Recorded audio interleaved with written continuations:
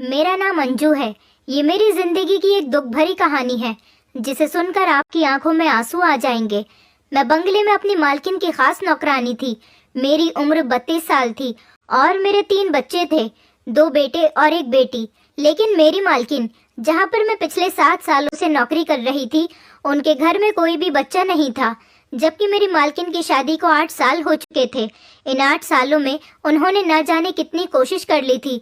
बड़े से बड़े डॉक्टर से इलाज कर लिया था और पंडित तांत्रिक बाबा न जाने किस किस को अपनी परेशानी के बारे में बताया था। फिर भी उनके पास औलाद नहीं आ सकी थी। शायद उनके भाग्य में अभी तक औलाद नहीं थी। मुझे मेरी मालकिन बहुत ज्यादा प्यारी थी। मेरे मालिक और मालकिन के बीच लव मैरिज हुई थी। अपनी शादी के पूरे 1 साल बाद उन्होंने मुझे अपने घर में नौकरी पर रखा था। मैं उनकी सबसे भरोसेमंद नौकरानी साबित हुई थी, इसलिए वो अपनी हर अच्छी बुरी बात मुझसे शेयर करती थी। मुझसे उनका दुख देखा नहीं जाता था। मेरे मालिक को भी बच्चे बहुत अच्छे लगते थे। उनका कहना था कि चाहे कुछ भी हो जाए, उन्हें तो बच्चा ही चाहिए। दोनों पति पत्नी के बीच इतनी ज्यादा मोहब्बत थी, लेकिन मालकिन के बच्चा ना होने की वजह से मालिक उनसे खफा खफा से रहने लगे थे और उनका कहना था कि मुझे तो सिर्फ बच्चा ही चाहिए, कुछ भी करके मुझे अपना खून चाहिए। मैं अपने माता पिता का इकलौता बेटा था। मेरे माता पिता के मरने के बाद मैं अपनी पीढ़ी को यहाँ तक लेकर आया हूँ। मैं चाहता हूँ कि मेरा भी अपना बच्चा हो और वो मेरे खानदान को आगे बढ़ाए। लेकिन अगर मेरा कोई बच्चा नहीं हुआ तो मेरा तो कोई खानदान ही नहीं बन सकेगा। मेरी पीढ़ी तो बस यहीं तक ही खत्म हो जाएगी। मालिक को भी अपनी जायदाद का वारिस चाहिए था। काफी लोगों ने उन्हें ये भी सजेशन दिया था कि वो बच्चा अडॉप्ट कर ले, लेकिन मेरे मालिक का कहना था कि अपना खून तो अपना ही होता है और पराया पराया ही होता है।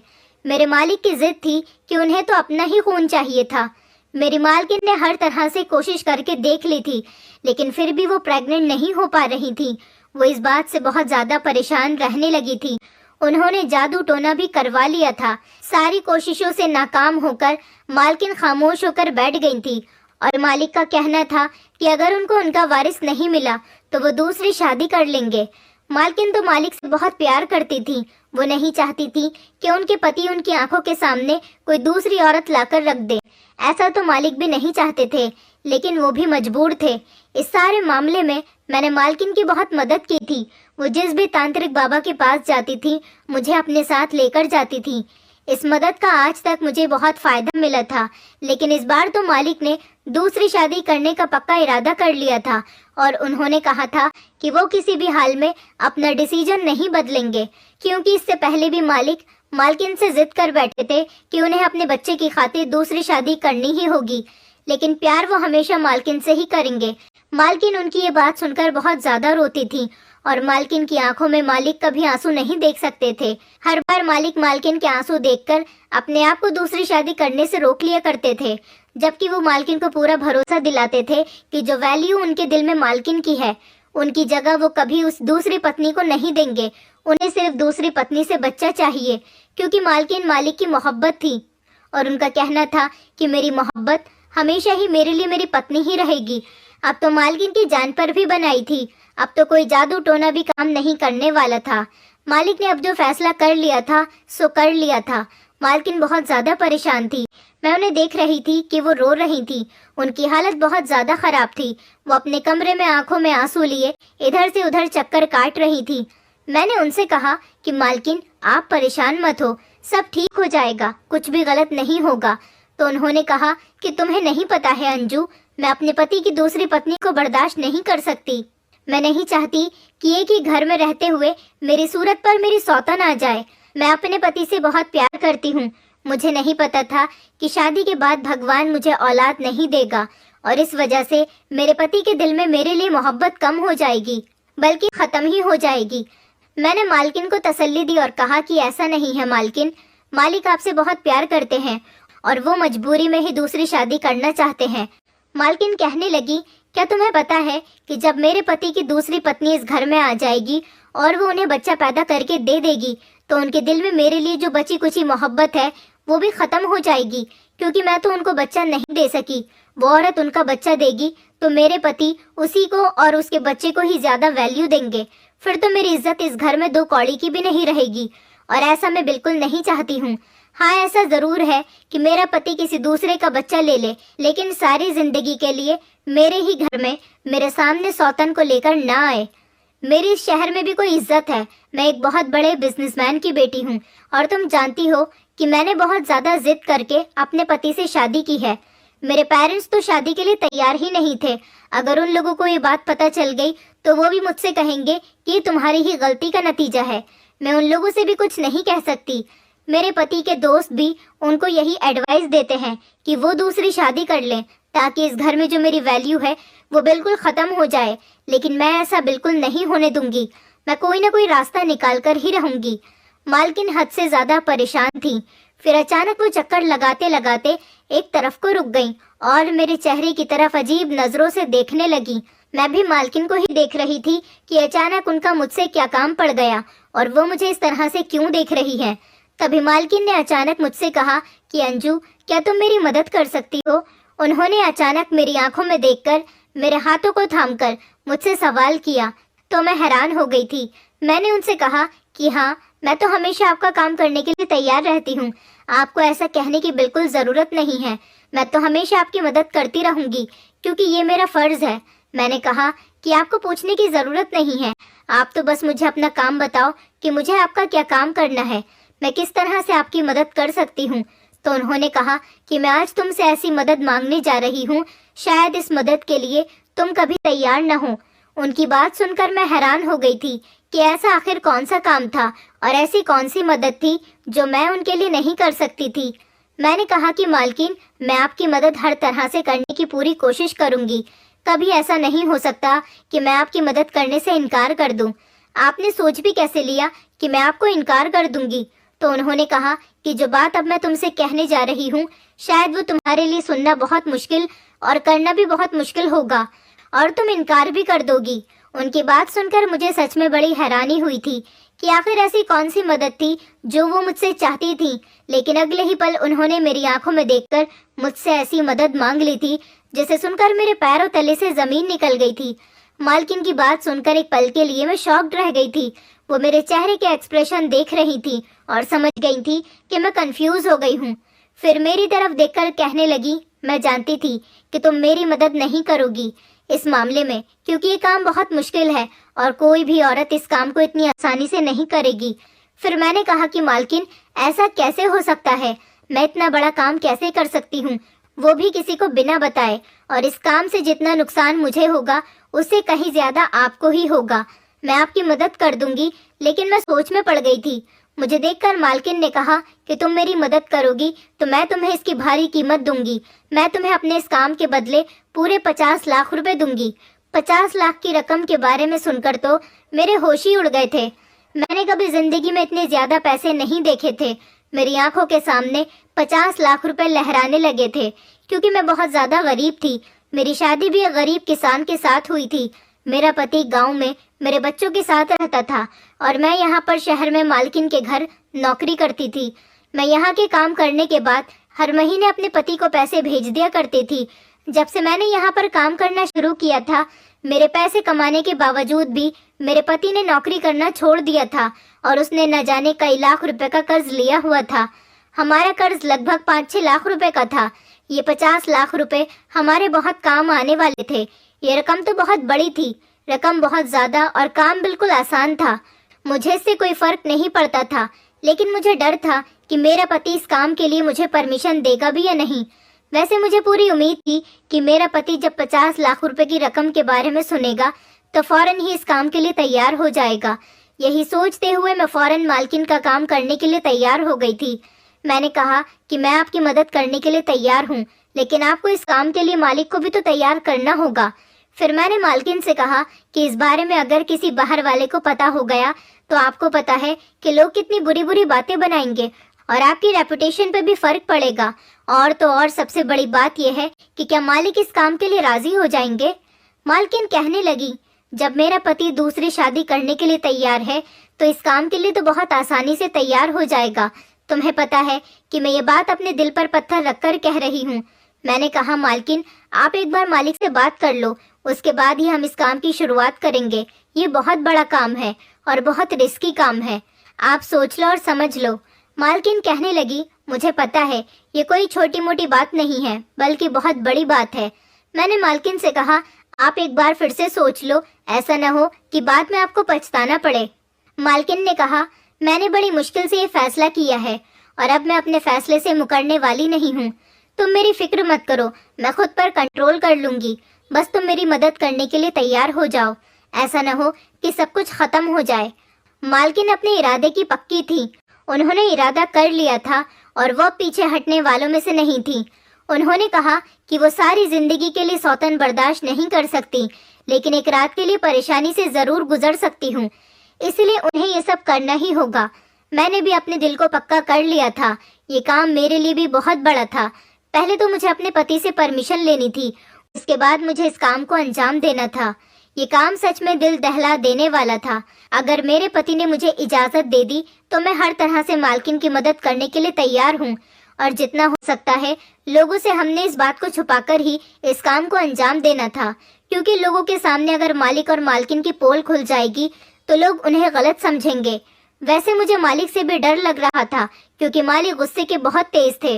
वो मालकिन से बहुत प्यार करते थे, लेकिन जब उन्हें पता चलेगा कि मालकिन ने ही इस तरह का प्लान बनाया है तो ना जाने उनका क्या रिएक्शन होगा। मालकिन के बताए हुए प्लान पर हम दोनों ने एक ही साथ ध्यान देना शुरू कर दिया था। मैंने अपने पति को फोन कर दिया था और मालकिन को अब मालिक के आने का इंतजार था।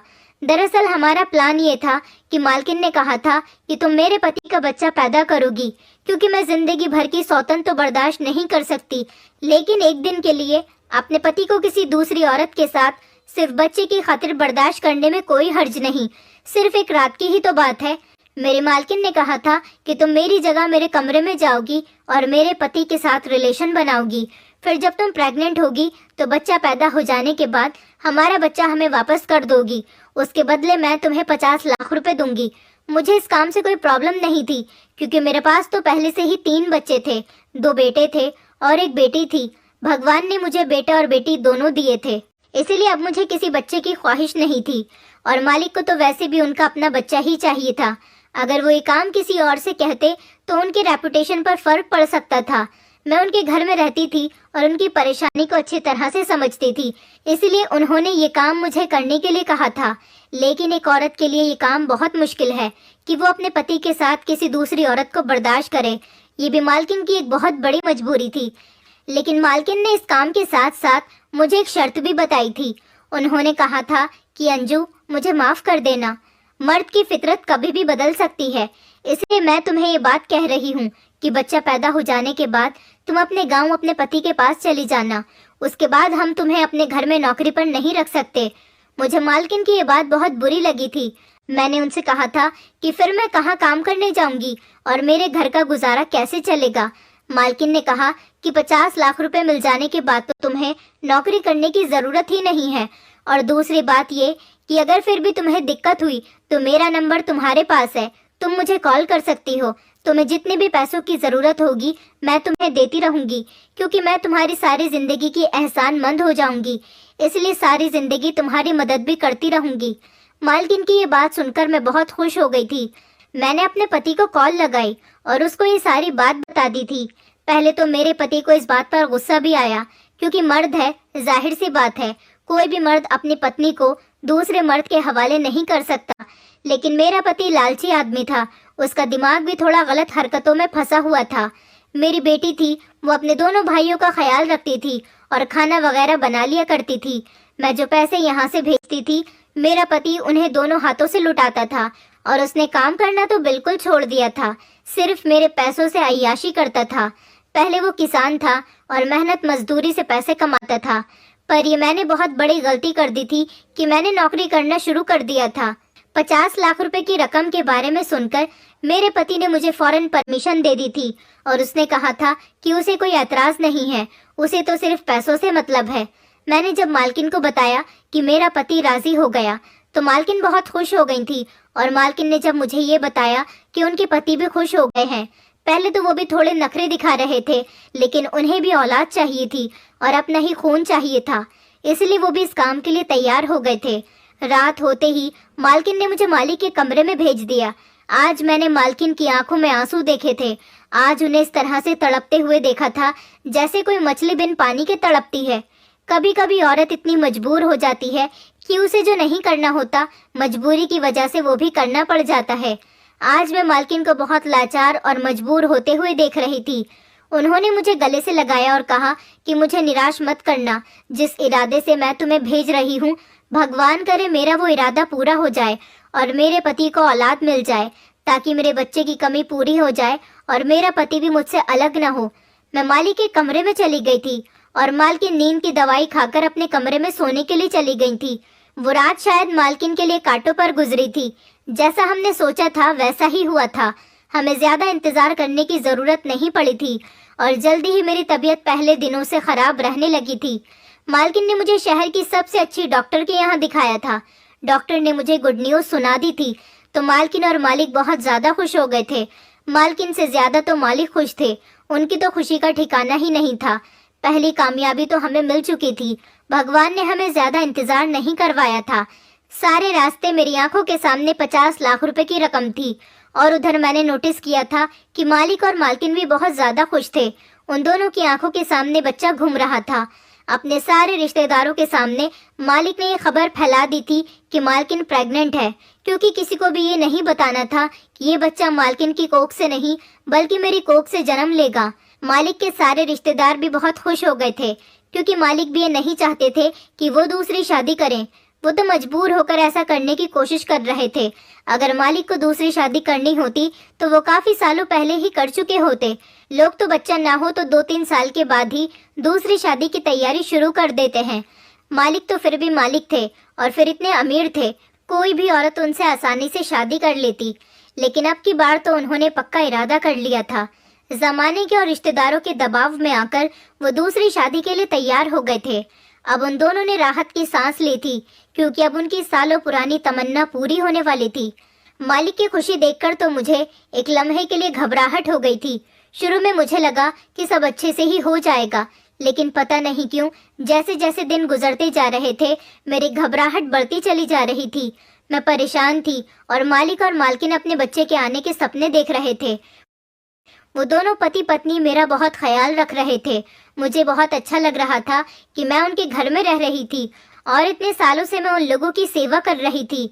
आज भगवान ने वो वक्त ला दिया था कि ये दोनों पति पत्नी मेरी इस तरह से सेवा कर रहे थे जैसे मैं इस घर की मालकिन हूँ और ये मेरे नौकर हैं। लेकिन हमारे लिए एक नई मुसीबत आ गई थी। मालकिन के रिश्तेदारों को जब पता चला कि वो प्रेग्नेंट है तो काफी सारे लोग उनसे मिलने के लिए आ रहे थे और उनसे न जाने किस किस तरह के सवाल कर रहे थे। मालकिन तो प्रेग्नेंट नहीं हुई थी, इसलिए उनके पास हर सवाल का जवाब नहीं होता था। वो कंफ्यूज हो जाती थी। इस बात से परेशान होकर मालिक ने कहा कि हमारा बंगले में रहना ठीक नहीं है। यहाँ पर कोई ना कोई आता जाता रहता है और मालकिन की प्रेगनेंसी का तो किसी किसी को यकीन भी नहीं आ रहा था। मालिक ने कहा कि ऐसा न हो कि लोगों को गड़बड़ का एहसास होने लगे। इतने मेहमानों के आने की वजह से मालकिन और मुझे हम दोनों को ही परेशानी का सामना करना पड़ रहा था, क्योंकि मालकिन को आराम करना होता था और मुझे घर का सारा काम करना पड़ जाता था। इसलिए मैंने मालकिन को एडवाइस दी कि हम उनके दूसरे शहर में बने हुए रिजॉर्ट में रहने के लिए चले जाते हैं। वहां पर हम आराम से वक्त गुजार लेंगे और मालिक अपने रिश्तेदारों को बता देंगे कि मालकिन अपने मायके में जाकर रह रही है। इस तरह से कोई भी रिजॉर्ट में नहीं आएगा और हम लोग वहां पर आसानी से टाइम पूरा कर लेंगे। मालिक को भी मेरा ये आइडिया अच्छा लगा था। मालिक ने अपने रिजॉर्ट में मुझे और मालकिन को शिफ्ट करवा दिया था। इस रिजॉर्ट में कोई नहीं था। हमारे साथ मालिक ने एक चौकीदार और एक नौकरानी को भेज दिया था हमारा ख्याल रखने के लिए, क्योंकि मैं अभी तक कोई काम नहीं कर रही थी। उधर बंगले में अगर कोई मेहमान आ जाता तो मुझे काम करना पड़ जाता था, ताकि किसी को हम पर शक न हो। इस रिजॉर्ट में हमारी ज़रूरत की हर चीज़ मालिक ने मौजूद करवा दी थी। हम इस रिजॉर्ट में आने के बाद बहुत सुकून से थे और मालकिन मेरा बहुत ज़्यादा ख्याल रखती थी। कुदरत का करिश्मा भी बड़ा अजीब होता है। कल मैं जिनसे मांगती थी, आज वो मुझसे औलाद मांगने के लिए तरसी जा रही थी। मेरी मालकिन बहुत अच्छी और मेहरबान औरत थी। मैं सोचती थी कि मालकिन तो इतनी अच्छी हैं, फिर उनके साथ अच्छा क्यों नहीं हुआ? क्या सच में अच्छे लोगों के साथ अच्छा नहीं होता है? फिलहाल वक्त गुजरता चला गया और मुझे अजीब अजीब तरह के ख्याल आने लगे थे। हफ्ते महीनों में बदल गए। मेरा बच्चा मेरे पेट में लात मारने लगा था। पहली बार जब उसने मेरे पेट में हरकत करनी शुरू की थी तो मुझे अजीब सा एहसास महसूस हुआ था। आधी रात को अचानक मेरी आंख खुल गई और मैं उठकर बैठ गई थी। मैंने अपने पेट पर जैसे ही हाथ फेरा, अंधेरे में मुझे कुछ अजीब सा महसूस हुआ था। मुझे महसूस हुआ कि मेरा बच्चा मुझे पुकार रहा है, मुझसे कह रहा है कि माँ, मैं आपका बच्चा हूँ, मुझे किसी को मत दो, मैं तुम्हारा हूँ, मुझे अपने साथ रखो। इसी तरह के सपने मुझे हर रोज आने लगे थे। सारी रात में जागकर गुजारने लगी थी और ज्यादा जागने की वजह से मेरे अंदर वीकनेस होने लगी थी। मेरा दिल धीरे धीरे बदलने लगा था, क्योंकि अब हर रात मेरे साथ ऐसा ही होता था। रातों को मेरा दिल ही नहीं, मेरे दिल के साथ साथ मेरी नीयत भी बदल रही थी। मैं परेशान थी। मुझे 50 लाख रुपए झूठे और बेकार लग रहे थे। मुझे लग रहा था कि 3 बच्चे होने के बाद मुझे अब और बच्चों की चाहत नहीं होगी। मेरे लिए पैसा जरूरी था, बच्चे नहीं। बच्चे तो मुझे पहले ही मिल चुके थे और मेरी कोई ख्वाहिश भी नहीं थी, क्योंकि बेटा और बेटी दोनों ही मेरे पास थे। मुझे क्या पड़ी थी कि मैं बेवजह एक और बच्चा पैदा कर लूं, क्योंकि महंगाई का दौर है। इस दौर में अपना खाना पीना ही मुश्किल से चल रहा है, ऊपर से बच्चों को पालना तो बहुत भारी काम है। लेकिन अब मेरा ख्याल गलत साबित हो गया था, और बच्चा पहला हो या आखिरी, अपनी औलाद तो अपनी ही होती है। मेरी मालकिन ने मेरी परेशानी को भांप लिया था। एक दिन मैंने मालकिन और मालिक को आपस में बातें करते हुए सुन लिया था। मालकिन मालिक से कह रही थी कि कहीं ऐसा न हो मौके पर अंजू की नीयत बदल जाए। मालिक ने कहा कि ऐसा नहीं हो सकता, उसकी नीयत कभी नहीं बदलेगी, क्योंकि उसके पास पहले से ही बच्चे हैं। उसे पैसों की जरूरत है, बच्चों की नहीं। वो मुझसे भी बार बार सवाल करती थी कि मैं इतनी खामोश क्यों रहती हूँ।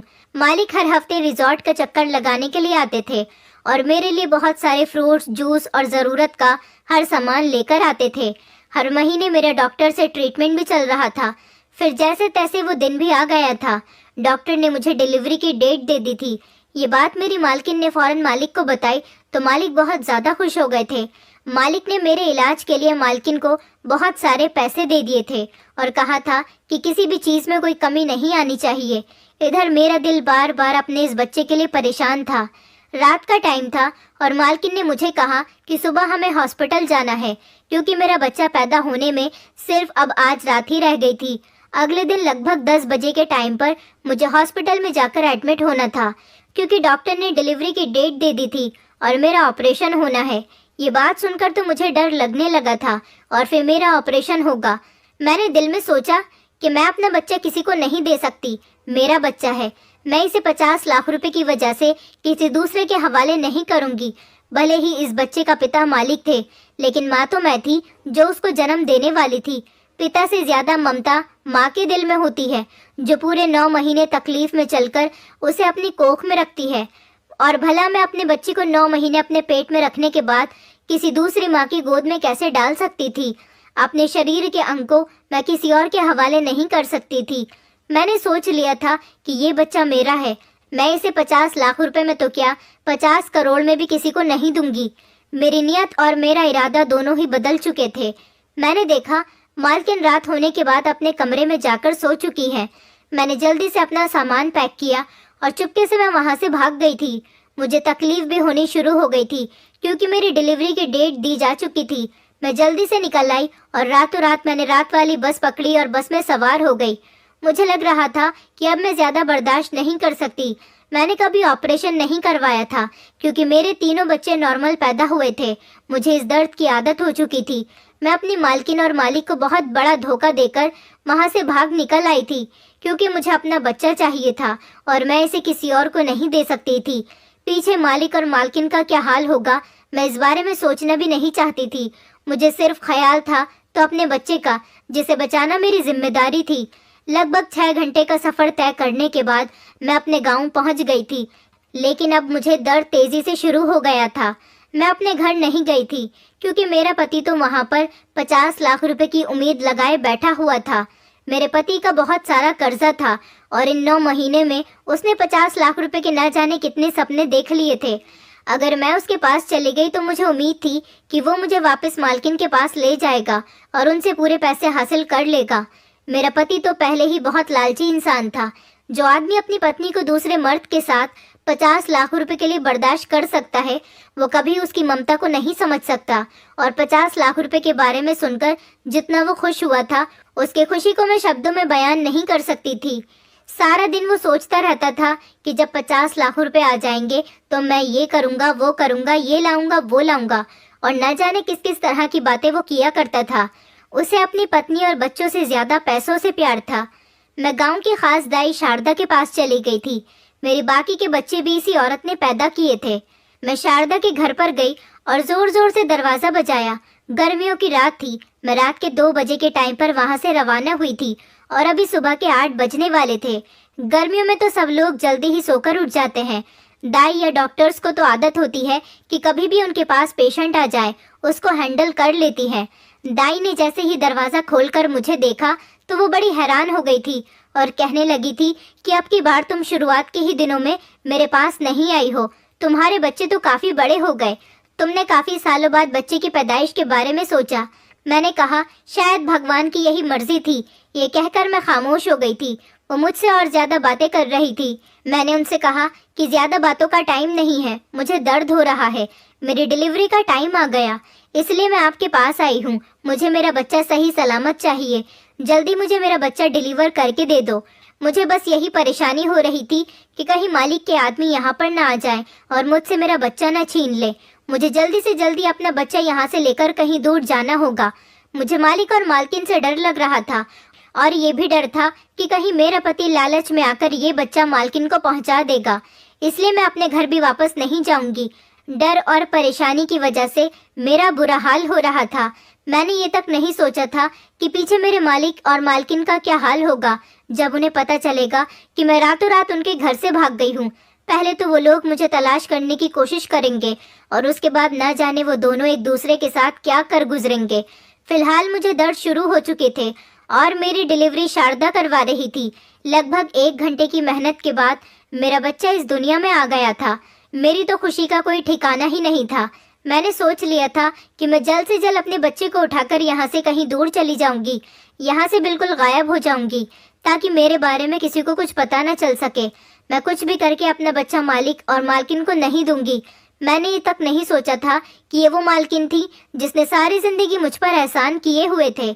मैंने उन दोनों पति पत्नी का नमक खाया था। उन्होंने मुझे खाना दिया, मुझे पहनने के लिए कपड़े दिए और मुझे रहने के लिए जगह दी। अगर वो ये सब ना देती तो हमारे पास खाने के लिए कुछ भी नहीं होता। मैंने मालकिन की किसी अच्छी बात को याद नहीं किया और उन दोनों को बच्चे का सपना दिखाकर अचानक उनकी आंखों से उनके सारे सपने छीन लिए। उनकी ख्वाहिश पूरी होने के टाइम पर मैं उनकी सारी ख्वाहिशों को बिना पूरा किए ही वहां से भाग आई थी। उन दोनों से इतना बड़ा वादा मैंने 9 महीने तक किए रखा था। जब वो वादा पूरा होने का टाइम आया तो मैंने उन्हें बेवकूफ बना दिया। मुझे नहीं पता था कि एक माँ इतनी खुदगर्ज होती है जितनी मैं हो गई थी। मैंने उन दोनों पति पत्नी की फीलिंग्स की कदर भी नहीं की थी। दोनों ने ही मुझ पर भरोसा किया था। मेरा बच्चा इस दुनिया में आ चुका था। उसके रोने की आवाज़ सुनकर मुझे लगा कि मेरी जान में जान आ गई। जब मेरा बच्चा पैदा हो गया तो 2-3 घंटे आराम करने के बाद मैं अपने बच्चे को लेकर बहुत दूर चली गई थी। ये एक छोटा सा गाँव था जहाँ पर बहुत कम लोग रहते थे। यहाँ पर मैंने एक पुरानी सी झोपड़ी में अपना बसेरा कर लिया था और अपने बच्चे की परवरिश करने लगी थी। शायद मुझे मेरे पति और मालिक मालकिन ने ढूंढने की बहुत कोशिश की थी, लेकिन मैं इतनी दूर जा चुकी थी जहाँ के बारे में उन लोगों को कुछ पता ही नहीं चला।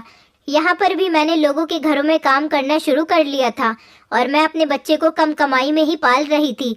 लेकिन शायद मुझे मेरे किए की सज़ा मिलनी थी क्योंकि मैंने उन दोनों पति पत्नी का दिल दुखाया था।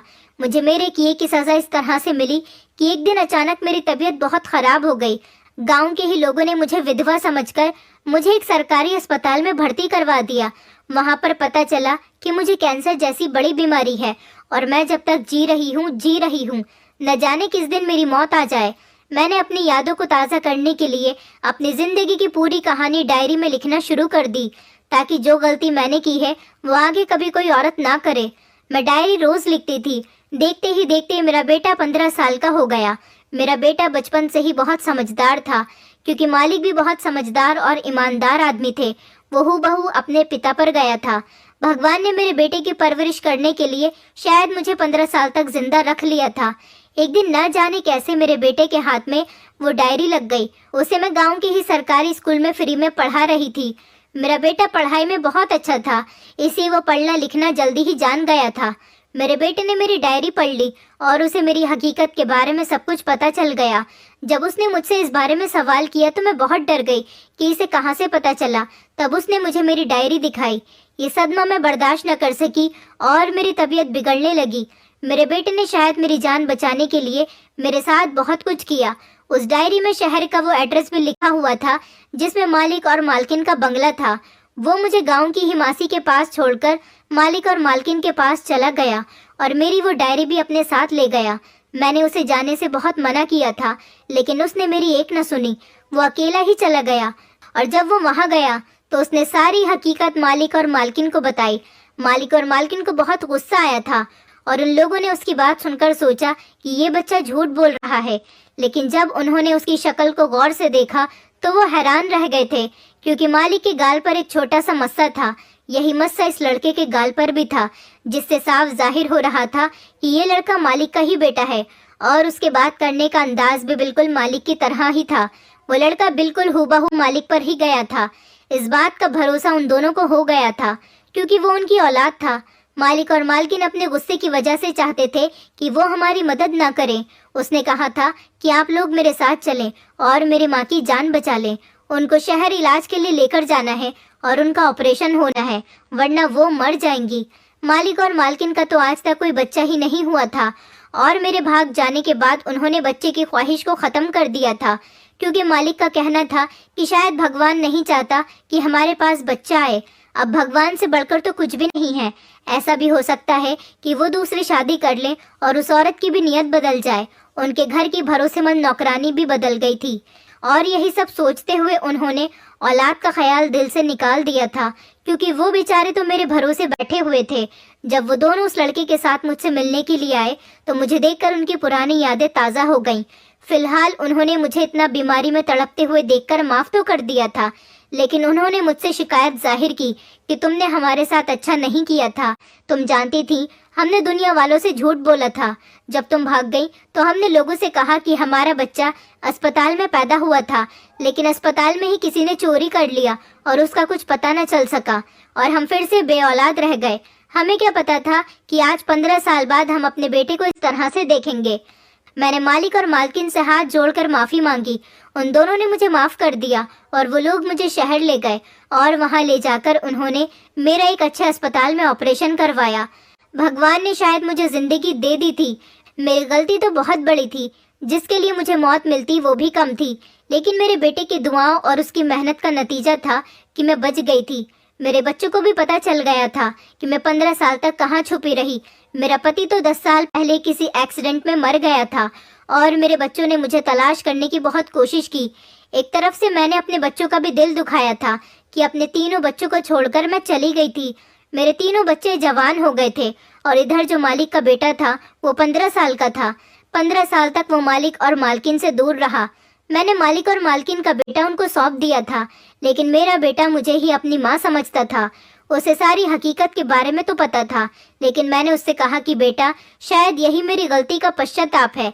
मैं इसी तरह से अपनी गलती को सुधार सकती हूँ। मैं अब और इन पति पत्नी के साथ गलत नहीं कर सकती। इन्हीं की वजह से तो मेरी जिंदगी बच सकी है। मैं तुमसे मिलने के लिए आया करूंगी, लेकिन तुम्हारे असल पिता तो मालिक ही है। इस तरह से मैं अपने गांव बच्चों के पास चली गई और मालिक मालकिन को उनका बेटा वापस कर दिया। अब वो लोग अपनी जिंदगी में खुश हैं और इधर मैं अपने बच्चों के साथ रहकर खुश हूँ। मालिक मालकिन ने इतने सालों बाद भी अपना वादा निभाया और उनका बेटा सौंपने पर मुझे 50 लाख रुपए दे दिए।